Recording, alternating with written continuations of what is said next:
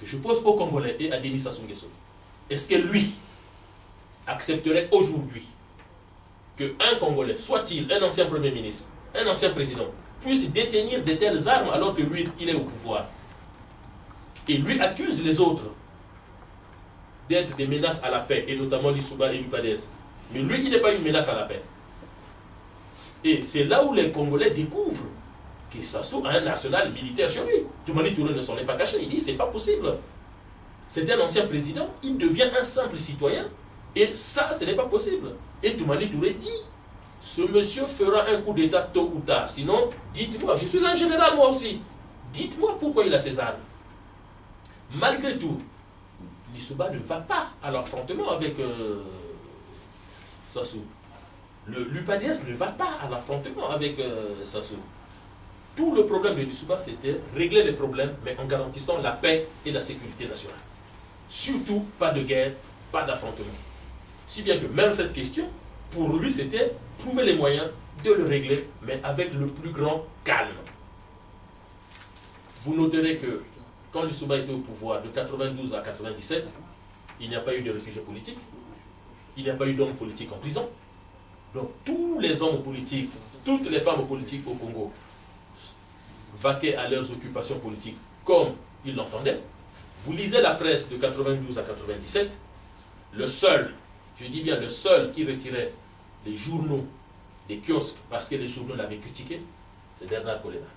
Quand il est devenu maire de la ville, à 2 reprises, Bernard Kolela fait retirer Madougouti Ekele et la rumeur à Bakongo et à Makele Kele parce que ces journaux avaient critiqué sa gestion de la mairie de Paris. Mais jamais, de Brazzaville plutôt, mais jamais l'Issouba, quelle que soit la critique, et Dieu sait qu'il a été beaucoup critiqué, quelle que soit la critique, jamais l'Issouba n'a fait retirer des journaux dans les kiosques.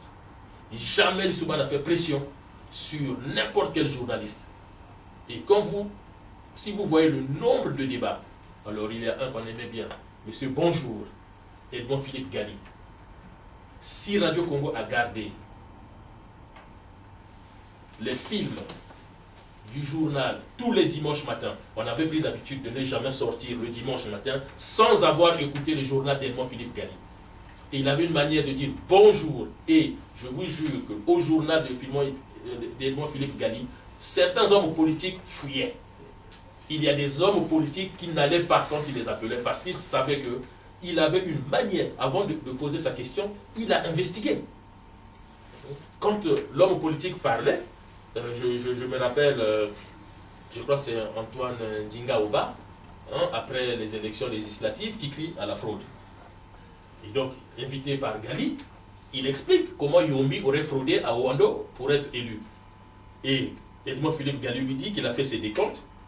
Dans les domaines de Ndinga Oba, il y a au moins 60 personnes, c'est-à-dire 60 parents qu'il héberge, qu'il nourrit, sauf qu'il n'a eu que 15 voix. Donc Gali lui demande, mais si déjà tes propres parents qui vivent avec toi n'ont pas voté pour toi, pourquoi la population de Ouando voterait pour toi? Le débat s'est arrêté là. Donc tout ça, c'était un héritage de l'époque de l'Issouba. Excusez-moi, qu'on n'a plus aujourd'hui. À cette époque, les journalistes étaient libres de faire leur travail. L'opposition était libre de faire son travail. D'ailleurs, quand l'Issouba est élu président, l'un des premiers actes, c'est qu'il propose le financement des partis politiques. Il dit à Kolela qu'en tant que chef de l'opposition, puisque c'est ce qu'on voit partout au monde, le parti qui arrive en second incarne l'opposition politique. À ce moment-là, qu'est-ce qui se passe? Kolela refuse en disant « il veut me corrompre ». L'Issouba dit non, on ne peut pas être dans un système démocratique où celui qui gagne, gagne tout, et celui qui perd, perd tout. Il faut aussi que les autres partis politiques, dans le cadre de la loi, notamment le financement des partis politiques, puissent aussi exister et jouer ce rôle. Parce que le pouvoir n'a pas de sens s'il n'y a pas à côté une opposition crédible, qui joue efficacement son rôle. Voilà le contrat politique que l'Issouba avait proposé à la classe politique congolaise, mais que tout le monde a refusé parce que derrière, et on a compris aujourd'hui, certains avaient les velléités de revenir au pouvoir par tous les moyens. Et c'est ce qui s'est passé au Congo. Parce que les événements dont je vous parle,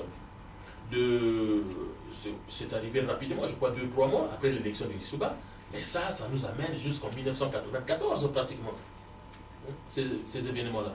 jusqu'en 1994, où on a eu un semblant de calme au Congo. Et pendant cette période, pour organiser les élections après la dissolution de l'Assemblée, on met en place le gouvernement 60-40, c'est-à-dire que Lissouba est élu président, mais il accepte un gouvernement de 60% opposition, 40% UPADS. J'aimerais bien voir si les autres peuvent l'accepter. Lui qu'on traite, je ne sais pas de quoi, ce qu'il a fait, jamais, ni Maria Ngouabi, ni Yobi Opango, ni Sassou ne pourront le faire. Il a gagné. Vous connaissez le nom du ministre de la Défense de Lissouba quand il gagne le pouvoir? Vous connaissez le nom du ministre de la Défense? Raymond Damas Ngolo. Quelle est l'affinité entre Raymond Damas Ngolo et Lissouba? Il n'y a aucune affinité. C'est juste que Lissouba l'a fait confiance, c'est tout. Comment s'appelle le chef d'état-major? Mokoko. Quelle est l'affinité entre Lissouba et Mokoko? Mokoko, Lissouba seulement dit, si on est arrivé là, c'est que Mokoko a fait un bon travail, je n'ai pas de raison de le remplacer, il reste. Et vous savez, quand est-ce que Sassou est arrivé ministre de la Défense pour la première fois? En 1975. Ngouabi le nomme ministre délégué à la Défense en 1975, Denis Sassou Nguesso. Sassou quitte le pouvoir en 1992, soit à peu près 13 ans après. Vous savez, il a eu combien de ministres de la Défense? Un seul. Et vous savez comment il s'appelait? Denis Sassou Nguesso. Sassou n'a jamais nommé un ministre de la Défense. Tout le temps, il est resté au pouvoir. Allez vérifier tous les gouvernements de Sassou. De 1979, depuis qu'il a été nommé par Ngouabi, même quand ils ont créé le comité militaire du parti à la mort de Ngouabi, il est resté le responsable de l'armée. Quand il a déposé Yomi par coup d'état de palais, il a pris le pouvoir le 5 février 1979, Sassou a gardé le portefeuille du ministère de la Défense jusqu'à la prise de pouvoir de Lissouba. Il était le seul. Donc on a changé le ministère de la Défense seulement pendant la transition, quand il y a eu le gouvernement de transition où André Milongo nomme Raymond Damas Ngolo et Lissouba le garde. Donc si Sassou lui est l'homme de paix, pourquoi il n'a jamais eu confiance à une autre personne pour être ministre de la Défense? Et parce qu'il sait lui-même en tant que ministre de la Défense et gestionnaire de l'armée, comment il a utilisé l'armée contre les autres. Et d'ailleurs quand Lissouba arrive au pouvoir, pour ceux qui sont à Brazzaville, on entend les gens le dire, que de toute façon Lissouba ne va pas mettre au pouvoir, on va l'enlever parce que l'armée ne lui appartient pas, l'armée c'est l'armée de Sassou, parce que c'est lui qui a formé tous les officiers. Et on se rappelle de la phrase de Monseigneur Kombo, le cadre n'appartient pas à une famille ou à une ethnie, même pas à une région. Le cadre est national. Pourquoi Monseigneur Kombo le dit? Mais c'est pour mettre en garde contre de tels comportements qui consistent à dire que parce que j'ai eu une bourse militaire sous tel pouvoir, donc c'est ce pouvoir-là qui... je ne peux obéir qu'à ce pouvoir. Non, ça ce n'est pas possible. Au final, qu'est-ce qui se passe? Après les élections 60-40, Lissouba obtient la majorité parlementaire et on pensait que cette fois-ci il va bien gérer le pays, mais non. Après cette courte période d'accalmie, les problèmes reviennent. Et là j'arrive à la guerre du 5 juin. Parce que nombreux sont ceux qui pensent que la guerre du 5 juin est arrivée parce que il y a un monsieur tellement calme, tellement paisible, qui se reposait tranquillement chez lui, et Lissouba est allé le provoquer.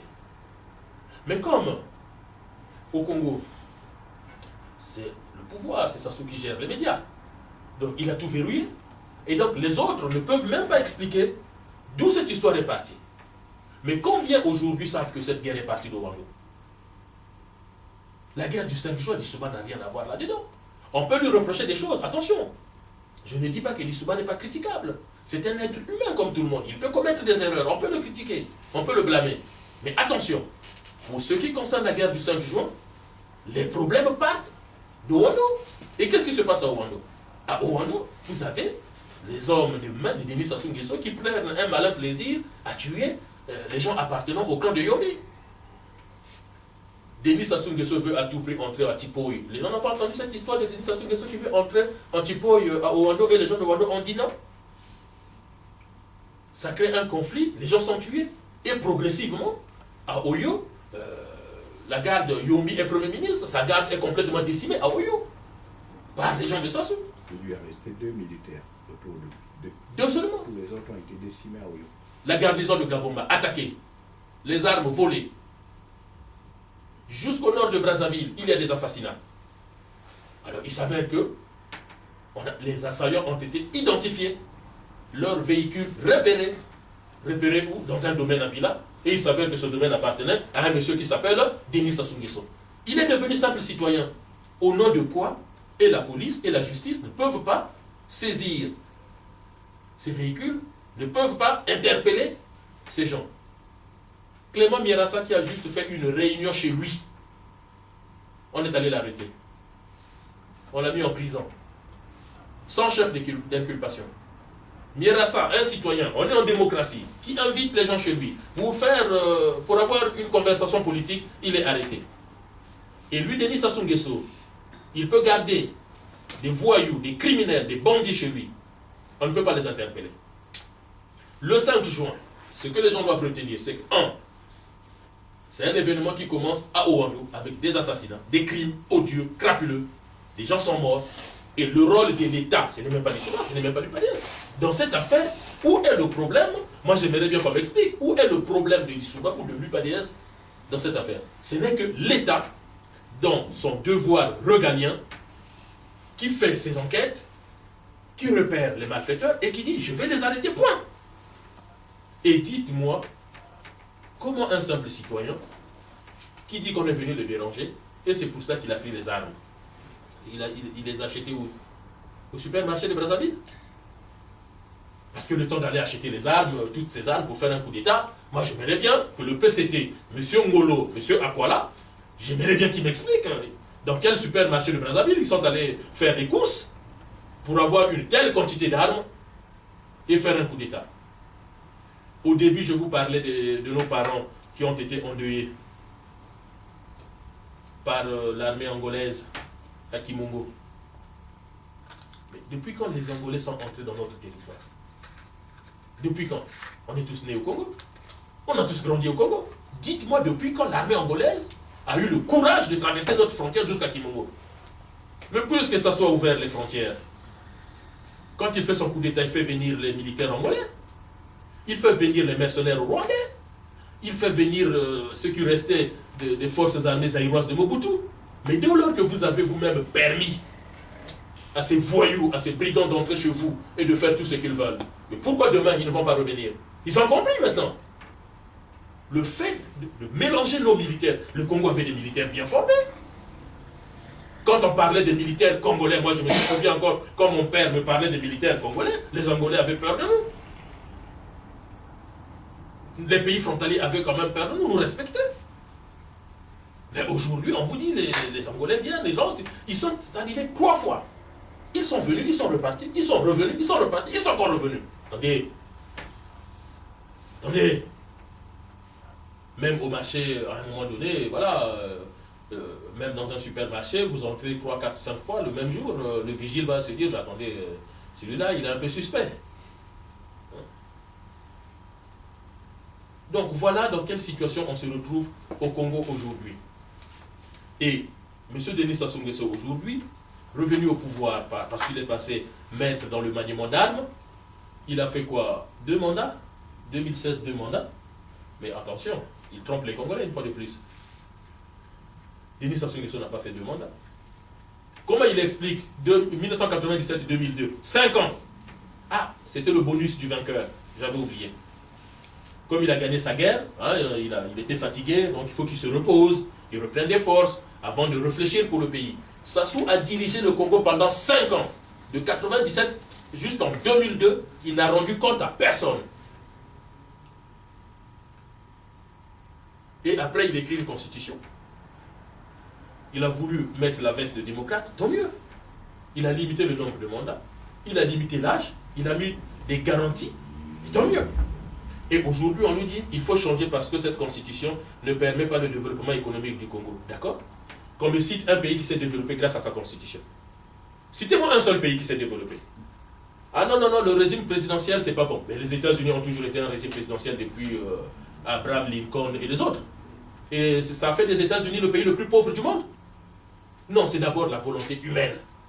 C'est d'abord l'action humaine qui fait que les choses avancent dans un pays. Ce n'est pas une constitution. Une constitution garantit l'équilibre des institutions. Ce n'est pas grave si le président ne peut pas démettre l'Assemblée ou l'Assemblée ne peut pas démettre le président. Aux États-Unis, c'est pareil. Le Sénat américain ne peut pas démettre Barack Obama. Ce n'est pas pour autant que le pouvoir américain n'est pas gérable. Ce n'est pas pour autant que les institutions américaines ne fonctionnent pas. Le Sénat américain a fait venir le Premier ministre israélien. Barack Obama a boudé. Mais ça reste dans le fonctionnement, dans l'équilibre des institutions. En France, c'est une autre constitution, ça marche. Et ils sont tellement ignorants et incompétents en droit constitutionnel, où ils vont même faire le parallèle avec Angela Merkel ou Juncker. Alors, je vous dis une chose. Quand ils disent que Angela Merkel est élue 4 fois, c'est faux. C'est des menteurs, ils n'ont rien compris. Vous ne verrez jamais un bulletin de vote au nom d'Angela Merkel ou de Jean-Claude Juncker en tant que chancelier, c'est faux. On élit les députés choisissent leur chef de parti en tant que Premier ministre. Le jour où ce parti n'aura plus la majorité, eh bien, Angela Merkel partira. Mais là, on est dans une élection au suffrage universel indirect. Or, chez nous, l'élection présidentielle est au suffrage universel direct. Ce n'est pas la même chose. S'ils n'ont pas compris, eh bien, ils ont des amis qui ont étudié le droit constitutionnel, ils peuvent se renseigner. Et quand j'entends même à l'Union africaine, des hautes responsables souligner que Merkel a été élue 4 fois, pourquoi vous dites ça pour les Africains? Mais attendez, Angela Merkel n'a jamais été élue. C'est le parti d'Angela Merkel qui obtient la majorité et Merkel est Premier ministre. Le jour où son parti n'a plus de majorité, ça s'arrête. Donc, prendre ça comme prétexte, c'est faux. Prendre l'économie ou le développement économique comme prétexte, ça aussi c'est faux. Jamais un pays se développe grâce à sa constitution. C'est la volonté humaine, c'est le projet que les partis politiques font par rapport au pays. Un pays avance parce qu'il y a un respect. La Constitution n'empêche pas les gens à dépenser 250 000 € pour acheter des cravates et des manchettes et des chemises. Ça, la Constitution n'empêche pas. Mais le reste, construire des hôpitaux, là, la Constitution pose problème. Respecter la démocratie, la Constitution pose problème. Mais acheter des appartements en France, non, la Constitution n'a plus de limites. Ça, la Constitution peut permettre. Donc, soyons sérieux. Sassou arrive au pouvoir, je n'étais même pas à l'école primaire. Mais aujourd'hui, nous avons tous étudié. Il y a un lien qui existe entre ce que chacun de nous a étudié à l'école et la réalité que nous vivons au Congo. Ne pensez pas que ceux qui dirigent le Congo aujourd'hui connaissent mieux la réalité congolaise que les autres. Ça, c'est faux. Et ça, je le dis principalement aux jeunes qui étudient. Et les jeunes congolais vont beaucoup à l'école. Ils étudient. Faites confiance à ce que vous apprenez à l'école. Quand on vous dit des choses qui ne sont pas en lien avec ce que vous avez étudié, dites aux gens, écoutez, vous me dites ça, oui, mais voilà ce que j'ai appris. Je ne comprends pas. Quand on était à l'école primaire, quelles sont les régions les plus peuplées du Congo? Ah, tiens, j'ai pu comprendre que c'était le Pôle. Aujourd'hui, on dit les départements. Mais sauf que là, j'apprends qu'au Pôle, il y a moins d'électeurs que dans la Likoala. J'aimerais bien qu'on m'explique. Voilà que nous avons aujourd'hui un pouvoir qui contredit même la science. Je disais dans un article sur le site de l'UPADES, puisque je mets beaucoup d'articles sur le site de l'UPADES pour aider aussi les gens à réfléchir, je disais pi égale à 3,14. Mais ça que l'on soit au Congo, en France, en Chine ou aux États-Unis. Mais j'ai parfois l'impression qu'au Congo, pi égale à, ça dépend de la météo d'Oyo, s'il pleut ou s'il fait beau. Donc à un moment donné, soyons sérieux. Les données de la Bwenza, pour vous donner un exemple, la Bwenza a 112 000 électeurs, alors que la cuvette ou la Likoala en ont 120 000. Oui, mais ça, c'est Sassou qui a Oui, le gonflé. c'est pour cela que je dis, dans le même temps, la Bwenza a 319 000 habitants, la cuvette a 150 000 habitants. Donc, vous voyez bien que, quand vous regardez entre les chiffres du recensement général de la population et de l'habitat, et les chiffres du recensement administratif, c'est quand même incroyable. Et oui, même si on veut tricher pendant les élections, mais une chose est sûre, on ne peut pas dire que le Congo va devenir un pays émergent alors qu'on triche avec la science. Comment veut-il faire du Congo un pays émergent s'il triche avec la science? Alors, comment il applique pi? Donc, pi, ce n'est plus 3,14. S'il est content, on peut monter à 3,16, 3,17. S'il n'est pas content, eh ben, on va descendre à 3,2 ou... Voilà. Et ça, c'est pas sérieux. Et je me souviens quand Lissouba parlait de la sortie de la technologie, tout le monde se moquait de lui. Mais aujourd'hui, on voit très bien qu'il n'avait pas tort. Peut-être que ce n'était pas le moment, mais aujourd'hui on se rend bien compte qu'il n'avait pas tort. En fait, de la Constitution, le seul problème du changement ou non de la Constitution, le problème principal au Congo. Mais pour nous, pour moi, le problème principal du Congo, ce n'est pas seulement cet article ou 2 articles de la Constitution. On oublie très vite que la même Constitution dit que l'école est obligatoire. Depuis que ça soit, elle a combien d'enfants vont à l'école? Et la même Constitution dit que l'État garantit à chaque enfant congolais le droit à la scolarité, et la scolarité est obligatoire jusqu'à 16 ans. Quand on a dit ça, ça veut dire quoi derrière? Ça veut dire que l'État met en place les moyens pour que chaque enfant soit scolarisé. Ils ont les moyens pour s'acheter les voitures, ils ont les moyens pour s'acheter des appartements en France et ailleurs, ils ont les moyens pour dépenser jusqu'à 1 200 000 € pour les chemises, les cravates et les manchettes, et ils n'ont pas l'argent pour scolariser les enfants. Et aujourd'hui, tout ce qu'on trouve à nous servir, c'est le débat autour du changement de la Constitution. Regardez dans quelles conditions nos femmes accouchent dans nos hôpitaux. Regardez dans quelles conditions les Congolais vivent aujourd'hui. Vous pensez que les gens qui ont été victimes des explosifs du 4 mars 2012, qu'on change la Constitution ou pas, ça change quoi dans leur vie? Regardez dans quel état est Pointe-Noire. Le pétrole, 69% du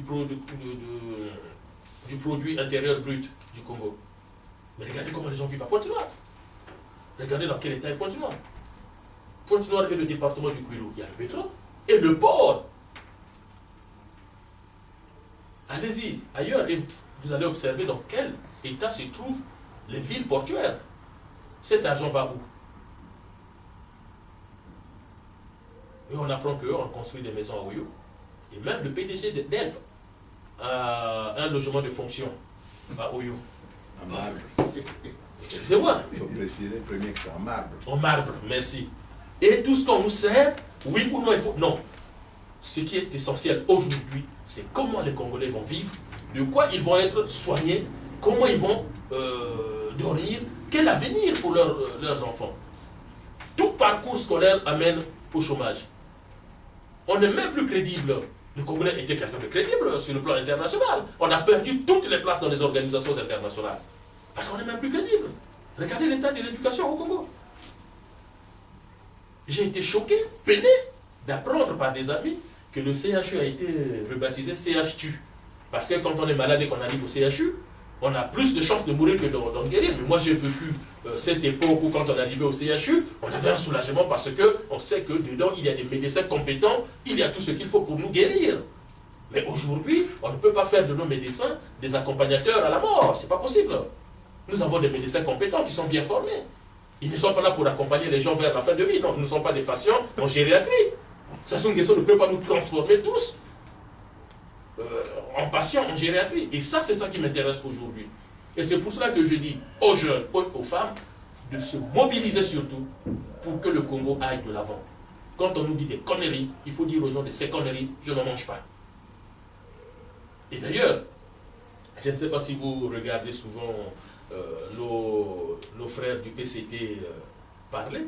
Quand je vois Pierre Ngolo et surtout Alain Akwala et même Thierry Mongala, ça me rend triste. Parce que vous sentez la gymnastique intellectuelle pour trouver les mots pour soutenir leurs arguments. Vous sentez qu'ils ne croient même pas ce qu'ils disent. Bon, quant à M. Akwala, écoutez, quand on est ministre de la République, un langage quand même assez barbare. Le journaliste pose la question. Les gens disent qu'il faut t'enlever du gouvernement parce que tu ne t'occupes que des femmes. Oui, mais mon petit, si les femmes m'aiment, je fais quoi? Vous pensez qu'un ministre de la République peut répondre comme ça? Vous voyez à quel niveau on rabaisse le discours politique dans notre pays? Vous voyez jusqu'où on rabaisse le discours politique dans notre pays? Et vous pensez que c'est des choses qu'il faut accepter? Non seulement ils font preuve d'incompétence, mais aussi ils font croire aux gens que les politiciens congolais tous réfléchissent comme eux. C'est incroyable.